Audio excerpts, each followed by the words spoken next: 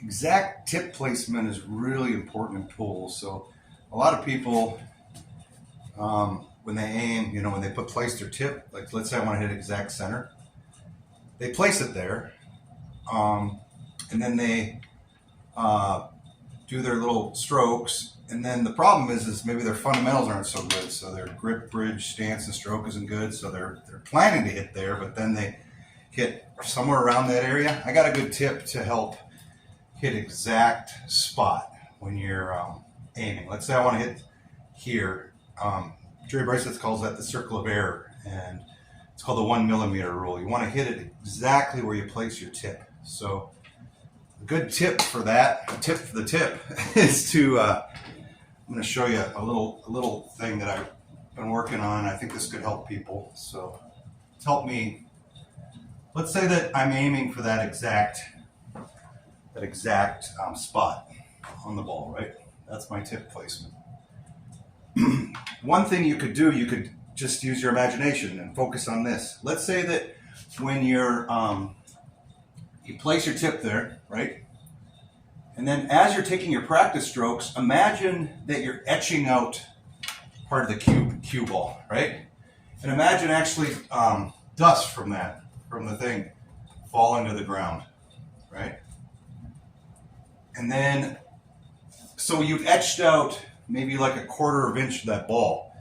Now, what I do is you just put your tip there, and then when you bring it back, plug what you etched out. You can go through that because you want to go through the ball. But that visualization, that thing, if you just practice that for a while, will get you to really place your tip on that spot and go through it. So you can visualize that. Now I'm going to take it to the table and I'm going to practice a few, and I'll show you what I'm meaning on the table. Now I have a cue ball here on the table, and I'm just going to get down on the ball, and let's say I want to hit the exact center of the ball. So you get down like that, and I'm going to place my tip exactly on the cue ball, exact center.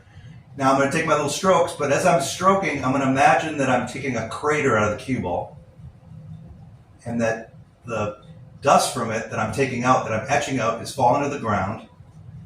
Now I did about a 1/4 inch. Now I'm going to do a good pause.